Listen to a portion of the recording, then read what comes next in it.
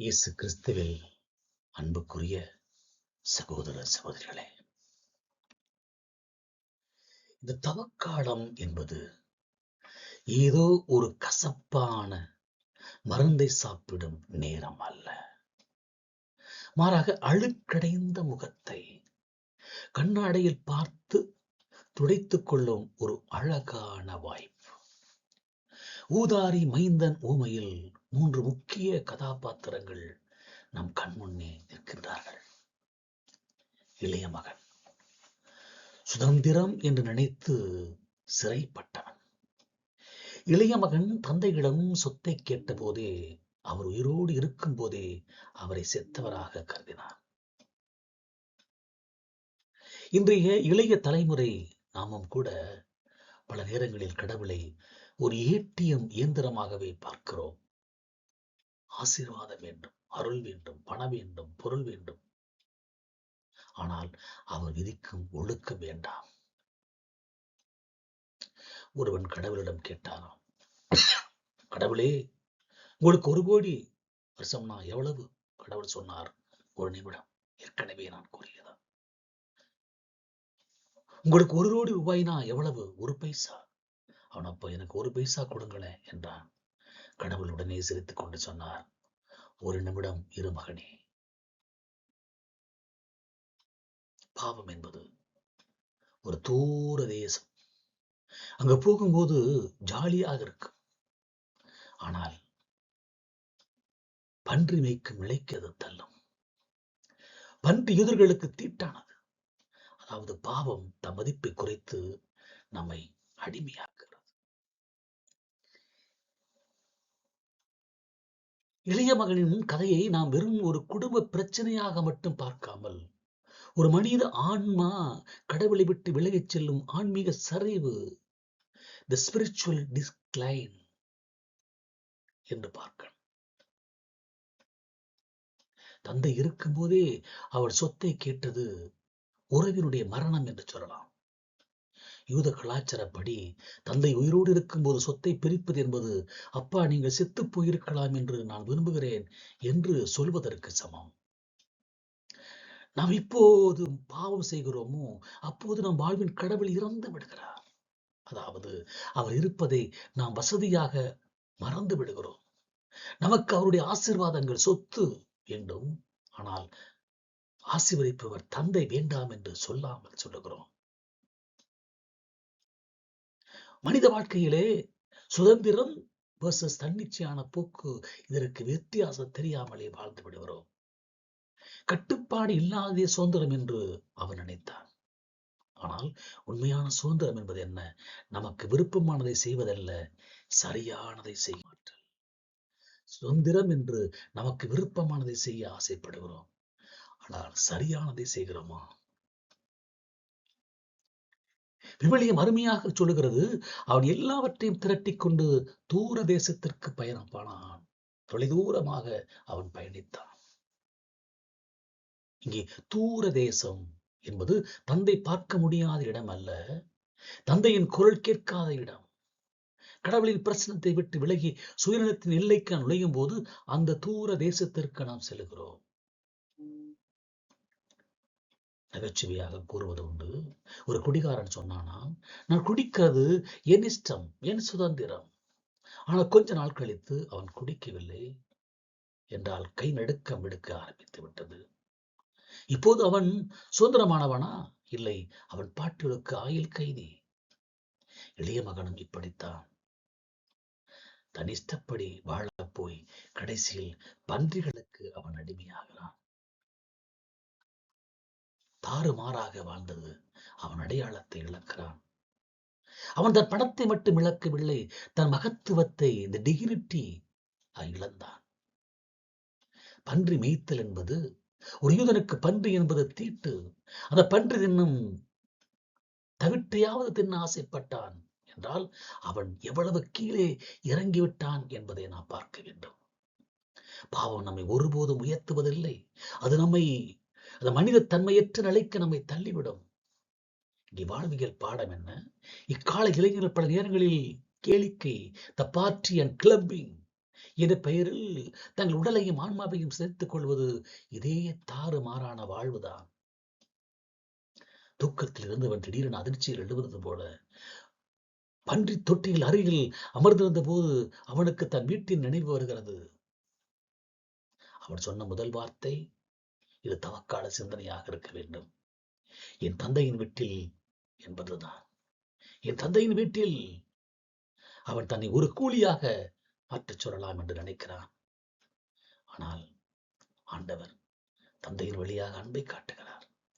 அவன் பாவம் செய்தேன் என்று ஒப்புக்கொண்டது அவன் பசியால் வாடியதால் மட்டுமல்ல, தந்தை காட்டிய அந்த பழைய அன்பின் ருசி அவன் நினைவுக்கு வந்தால் இப்பத்தான் அது வருது.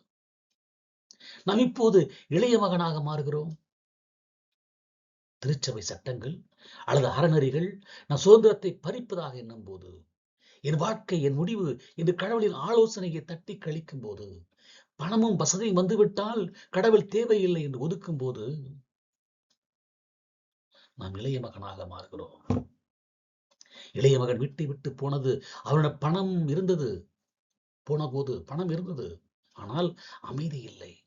அவன் திரும்பி வந்தபோது அவனோட பணம் இல்லை, ஆனால் தந்தையின் அந்த அன்பு மொத்தம் இருந்தது. இளைய மகன் திரும்பி வந்தபோது தந்தை அவனை வெறும் வார்த்தைகளால் மன்னிக்கவில்லை, மாறாக 3 அடையாளங்களை, பரிசுகளை வழங்கி அவன் இழந்த கௌரவத்தை மீட்டெடுக்கிறார். கத்தோலிக்க திரு அவையின் போதனைகளின்படி இந்த 3 பரிசுகளும் நம்முடைய திருமுழுக்கு, பேப்டிசம் மற்றும் அல்லது ஒப்புரவு, கன்ஃபெஷன், அருட்சாதங்கள் வழியாக நமக்கு கிடைக்கின்றன. தந்தை அளித்த 3 பரிசுகளை ஆன்மீக மீட்பு. தந்தை தன் பணியாளர்கள் நோக்கி, சீக்கிரம் உயர்ந்த ஆடைகளை வந்து இவனுக்கு உடுத்துங்கள், இவன் கைக்கு மோதிரமும் கால்களுக்கு மிதியடியும் மாட்டுங்கள் என்கிறார். லூக்கா 15:22. உயர்ந்த ஆடை என்பது என்ன? தி பெஸ்ட் ரோப், புதிய மனிதன். இளைய மகன் பன்றி மேய்த்த அழுக்கு துணிகளோடும் நாற்றத்தோடும் வந்தான். தந்தை பழைய துணிகளை துவைக்கச் சொல்லவில்லை, மாறாக புதிய ஆடைகளை உடுத்தச் சொல்கிறார். இங்கே இறையியல் பார்வை என்ன? நாம் திருமுழுக்கின் போது பெற்றுக்கொண்ட வெண்ணிற ஆடை. பாவம் நம் ஆன்மாவை அழுக்காக்கும் போது ஒப்புர வர்ச்சாதனம், கன்ஃபெஷன் வழியாக கடவுள் மீண்டும் அந்த பரிசுத்த தூய்மையான ஆடையை காட்டுகிறார். ஒரு விசேஷத்திற்கு போகும்போது நாம் நல்ல உடை உடுத்துகிறோம், அது நம்பிக்கையை உயர்த்துகிறது. அதே போல கடவுள் நம் பாவங்களை மறைத்து நம்மை தகுதி உள்ளவர்களாக மாற்றுகிறார். 2வது மோதிரம், அதிகாரமும் உரிமையும் கொடுக்கிறார். அந்த காலத்தில் மோதிரம் என்பது வெறும் ஆபரணம் அல்ல, அது ஒரு குடும்பத்தின் முத்திரை, சீல். சொத்துக்களில் கையெழுத்திடவும் அதிகாரம் செலுத்தவும் அந்த மோதிரம் பயன்படும். மகன் சொத்தை அழித்து விட்டு வந்தாலும் தந்தை அவனை ஒரு வேலையாளாக நடத்தவில்லை, மீண்டும் அவனை ஒரு வாரிசாக, ஹேராக மாற்றுகிறார். நகைச்சுவையாக கூறுவது உண்டு, ஒரு பையன் தன் அப்பாவின் காரை இடித்து விட்டு பயந்து போய் வீட்டுக்கு வந்தான். அப்பா திட்டுவார் நினைத்ததால் அவர் காரின் சாவியை தந்து, இதை சரி பண்ணிட்டு வா, அப்புறம் போய் நீ ஓட்டு என்றாராம். பையனுக்கு அழுகையே வந்து விட்டது. இதுதான் தந்தையின் அன்பு. தவறு செய்தாலும் நீ இன்னும் என் பிள்ளைதான் என்று முத்திரை குத்துகிறார். 3வது மிதியடி, நீ அடிமை அல்ல, சுதந்திரவாதி என்கிறார். அந்த காலத்தில் வீட்டின் உறுப்பினர்கள் மட்டுமே காலணி அணிவார்கள். அடிமைகள் வெறும் காலோடு தான் நடப்பார்கள். மகன் என்னை ஒரு கூலியாளாக வைத்துக் கொள்ளும் என்று கேட்டபோது தந்தை அவனுக்கு மிதியடி அணிவிக்க கூறுகிறார். நீ அடிமை அல்ல, என் வீட்டில் சுதந்திரமானவன் என்பதை தந்தை உறுதிப்படுத்துகிறார். பாவம் தம்மை சங்கிலியால் கட்டி போடுகிறது. கடவுளின் மன்னிப்பு நம் கால்களுக்கு புதிய வளத்தை தந்து தர்மத்தின் பாதையில் நடக்க வைக்கிறது. நாம் பல நேரங்களிலே நம்முடைய பழைய பாவங்களை நினைத்து நினைத்து நான் பாவி, நான் தகுதியற்றவன் என்று காலணி இல்லாத அடிமை போல கூடி குறுகி வாழ்கிறோமா? ஆனால் கடவுளோ நிமிர்ந்தனல், உன் பிள்ளை, நீ என் பிள்ளை என்று மிதியடி அணிவிக்கிறார். அடுத்ததாக கொழுத்த கன்று, திருவருட் சாதன விருந்து, த ஃபீஸ்ட். கடைசியாக தந்தை ஒரு விருந்துக்கு ஏற்பாடு செய்தார். கத்தோலிக்க பார்வையில் நற்கருணை விருந்தின் யூக்கரிஸ்ட் அது ஒரு முன் அடையாளம். பாவம் செய்துவிட்டு திரும்பி வரும் ஒரு ஆன்மாவுக்கு விண்ணகமே கொண்டாடப்படுகிறது. தந்தை மகனை திட்டி தீர்க்கவில்லை, உபதேசம் செய்யவில்லை, நேராக விருந்துக்கு கூட்டிச் செல்கிறார். ஏனெனில் அன்பு செய்யும் இடத்தில் ஆர்ப்பாட்டத்திற்கு இடமில்லை, கொண்டாட்டத்திற்கு தான் இடம் உண்டு. இளைய மகன் கேட்டது கொஞ்சம் சொத்து, தந்தை கொடுத்தது முழு இதயம். எனவே இந்த தவக்காலத்தில் நாம் எவ்வளவு பெரிய தூர தேசத்தில் இருந்தாலும், தொலைதூரத்தில் இருந்தாலும், தந்தை நமக்காக 3 பரிசுகளோடு, ஆடை, மோதிரம், மிதியடியோடு வாசலில் காத்திருக்கிறார். நாம் செய்ய வேண்டியதெல்லாம் ஒன்றுதான், எழுந்து தந்தையிடம் செல்வதுதான். மூத்த மகன் வீட்டிலேயே இருந்தான். அவன் அந்நியனாக இருந்தான். இவன் பழக்கத்தோழிக்கு பக்திமான்களின் பிரதிபலிப்பு. இவன் தந்தையோடு தான் இருந்தான். ஆனால் மகனாக அல்ல, ஒரு கூலியாக இருந்தான். நான் இத்தனை வருஷமா உங்களுக்கு ஊழியம் செய்கிறேன். இது என் மகனின் இது இது இது மகனின் குரல் அல்ல, ஒரு வேலைக்காரன் குரல். தந்தை சொத்து முழுவதையும் அவர்கள் கொடுத்து வந்தார். ஆனால் அவன் ஒரு ஆட்டுக்குட்டியை கூட அனுபவிக்க தெரியாத ஆன்மீக வறுமையில் இருந்தான். நகைச்சுவையாக கூறுவது உண்டு. ஒரு ஊரில் ஒரு பெரிய பக்தர் இருந்தார். அவர் தினமும் மாதா கோவிலுக்கு போய், மாதாவே, என் பக்கத்து வீட்டுக்காரன் கார் வாங்கிட்டான், அவன் டயர் பஞ்சர் ஆகணும் என்று வேண்டினாராம். இதுதான் மூத்த மகனின் மனநிலை. மற்றவர்கள் ஆசீர்வாதம் பெறுவதைக் கண்டு பொறாமைப்படுவது, கடமைக்காக கோவிலுக்கு வருவதும் மற்றவர்களை பாவி என்று தீர்ப்படுவதும் மூத்த மகன் குணம். இவன் வீட்டுக்கு வெளியே நின்று கோவித்துக் கொள்கிறான். உள்ளே இருக்கும் அன்பை விட வெளியே இருக்கும் தன் ஈகோ இவனுக்கு பெரியதாக தெரிகிறது. மூத்த மகன் உடல் அருகாமையில் இருந்தது, ஆனால் உள்ளம் தொலைவில் இருந்தது.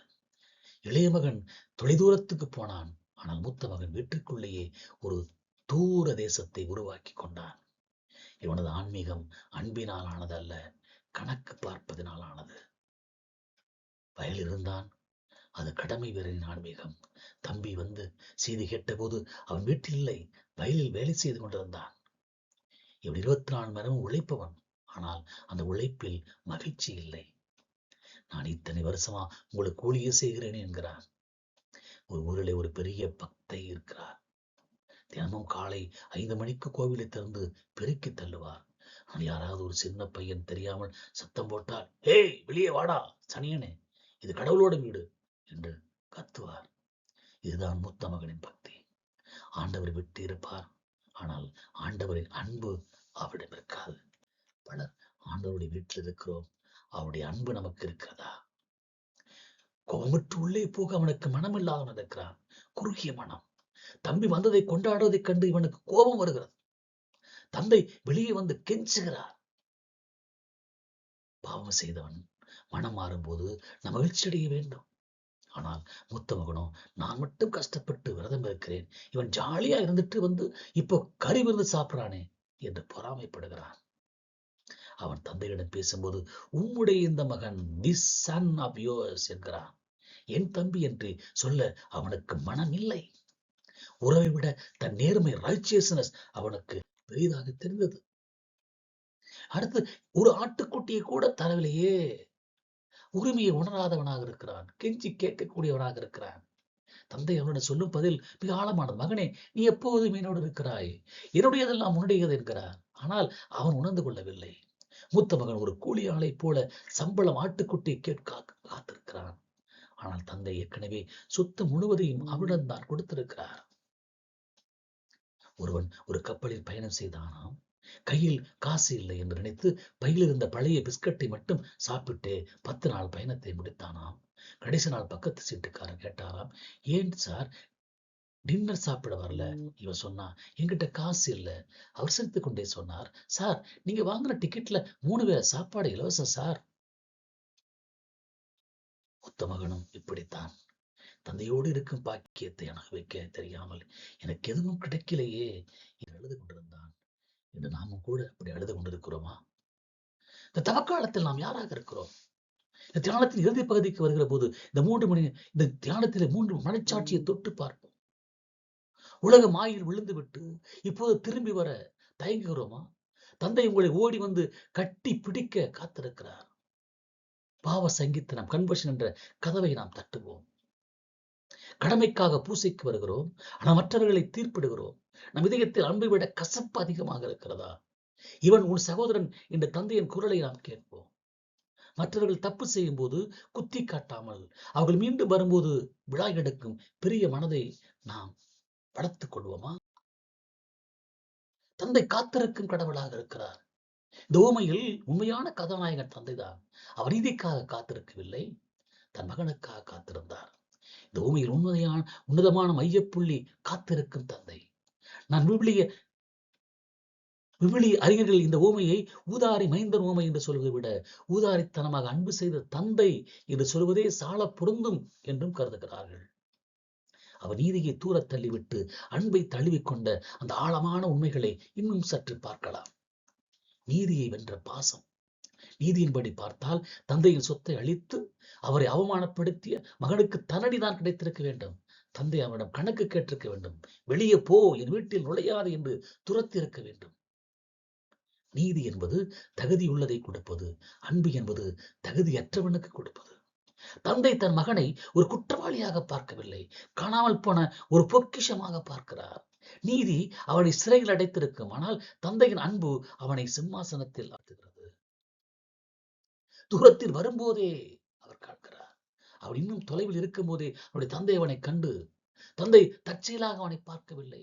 மகன் போன அரங்கிலிருந்து ஒவ்வொரு நாளும் அந்த வாசலையை பார்த்து கொண்டு இருக்க வேண்டும். ஒரு தாய் தன் குழந்தை பள்ளியிலிருந்து வரும் வரை வாசலையை பார்த்து கொண்டிருப்பது போல நம் கடவுள் எப்போது திரும்புவோம் என்று இதயத்தின் வாசலையை பார்த்து கொண்டிருக்கிறார் நம் கடவுள். நாம் ஒரு அடி எடுத்து வைத்தால் அவர் 10 அடி எடுத்து ஓடி வருகிறார். ஓடி சென்று அவன் கழுத்தை கட்டிக் கொள்ளுகிறார். அந்த காலத்து யூத கலாச்சாரத்தில் ஒரு பெரியவர் அல்லது குடும்ப தலைவர் பொது இடத்தில் ஓடுவது என்பது மிக அவமானம். அது அவருடைய கண்ணியத்தை குறைக்கும். இங்கே இறையியல் பார்வை என்ன? மகன் அசிங்கமான நிலையில் வருகிறான். ஊர்க்காரர்கள் அவனை பார்த்து ஏளனம் செய்வார்கள் அல்லது கல்லால் எறிவார்கள் சட்டத்தின்படி. தந்தை ஓடி சென்று அவனை அணைத்துக் கொள்கிறார். ஏன் தெரியுமா?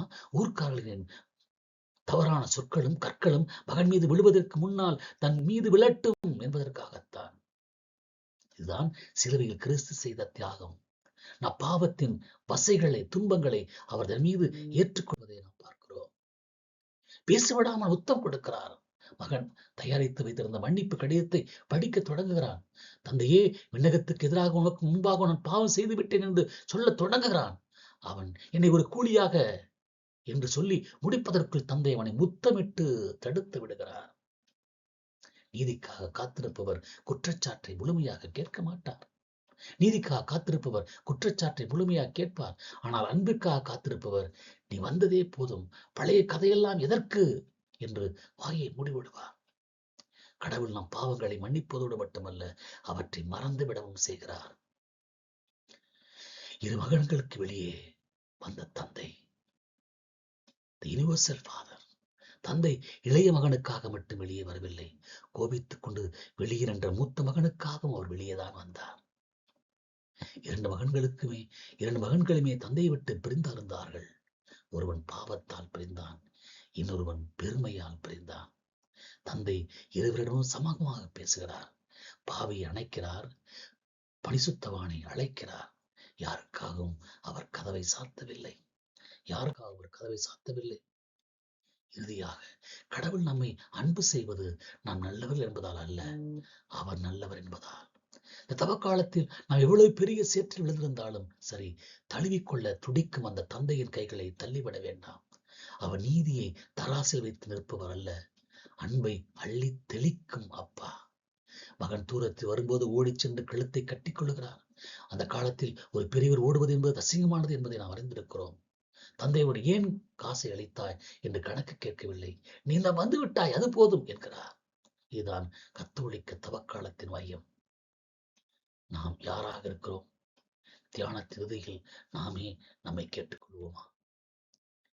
நான் இளைய மகனா? உலக இன்பங்களில் மூழ்கி கடவுளை மறந்து எப்போது வெறுமையை உணர்கின்றேனா? கவலைப்படாதீர்கள். எழுந்து தந்தையிடம் போவேன் என்ற ஒரு தீர்மானம் போதும். ஒரு பழைய பாவங்கள் அனைத்தையும் அவர் குப்பையிலே போடுவார். நான் மூத்த மகனா? நான் ரொம்ப பரிசுத்தவான், ரொம்ப தூய்மையானவன், ரொம்ப நல்லவன் நினைத்துக் கொண்டு மற்றவர்களை பார்த்து முணுமுணுக்கின்றேனா? இவன் உன் தம்பி என்று தந்தை இவனுக்கு நினைவூட்டுகிறார். உறவுகளை நேசிக்க ஆன்மீகம் வெறும் பேசம்தான். உறவுகளை நேசிக்காத ஆன்மீகம் வெறும் பேசம்தான். மன்னிக்கணும். நான் தந்தையாக மாற முடியுமா? இதுதான் உயர்ந்த நிலை. மற்றவர்களை மன்னிக்கவும், தேடி போய் அரவணைக்கவும், பிறர் மனம் மாறும்போது பொறாமைப்படாமல் அதை கொண்டாடவும் நாம் பழக வேண்டும். அதற்காகத்தான் இந்த தவக்காலம். இறுதியாக தவக்காலம் என்பது சாம்பலை பூசிக்கொண்டு முகத்தை தொங்க போடுவதல்ல. தந்தையின் விட்டு திருவிழாவில் கலந்து கொள்ள நம் இதயத்தை அலங்கரிப்பது. இளைய மகனைப் போல துணிச்சலோடு மன்னிப்பு கேட்போம். மூத்த மகனைப் போல கசப்புணை விட்டுவிட்டு அன்பிற்கு நுழைவோம். தந்தையைப் போல எல்லாரையும் ஏற்றுக்கொள்வோம். ஏனெனில் நம் கடவுள் கணக்கு பார்க்கும் முதலாளி அல்ல, கட்டி அரவணைக்கும் தந்தை. சுதந்திரம் என்பது வெட்டி விட்டு வெளியே போவதல்ல, தந்தையின் அன்புக்குள் அடைக்கலமாவது. தவக்காலம் முடிவதற்குள்ளாவது நம் எல்லோரும் பன்றி தொற்றிலிருந்து, அதாவது பாவத்திலிருந்து புறப்பட்டு தந்தையின் விருந்தின் மேசைக்கு, அதாவது புனிதத்திற்கு வந்து சேர்வோம். அதுவே தவக்காலம். ஆண்டவர் நம்மை அன்பு செய்கிறார். எந்த விதமான வேறுபாடும் இல்லாமல் அன்பு செய்கிறார். அந்த அன்புக்குள்ளே நாம் இணைத்துக் கொள்வோம். ஆமென்.